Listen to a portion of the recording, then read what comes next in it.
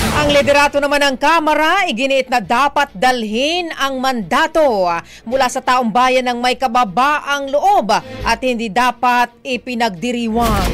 Brigada Haji Caaminio, ibrigada mo! Brigada Live Report! Binigyang diin ni House Speaker Martin Romualdez na ang tagumpay ng mga miyembro ng Lakas CMD sa katatapos na midterm elections ay hindi lamang maituturing na vote of confidence. Ito'y matapos mabatid sa initial reports na maraming miyembro ng partido ang nagwagi sa local polls, kabilang ang 15 gobernador, 24 na city mayors at 385 municipal mayors. Ayon kay Romualdez, hindi dapat ipagdiwang o maliitin ang ibinigay na mandato ng taong bayan, kundi dapat na dalhin ng may kababaang loob at mas malalim na pagganap sa tungkulin. Ipinunto nito na tinawag ang mga opisyal upang mamahala ng maayos, makinig ng mabuti at maglingkod ng mas mabilis.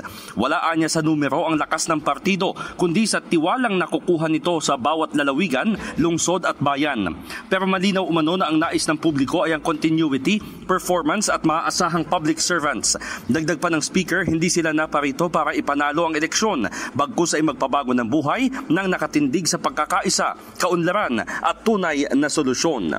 In the heart of changing lives, ako si Brigada Haji Caaminio ng 105.1 Brigada News FM Manila, The Music and News Authority. Brigada Balita Nationwide. Ang bahaging ito ay hatid sa atin ng Standout ES4 Capsule. Simulang tuparin ang pangarap ng iyong anak. And starting now,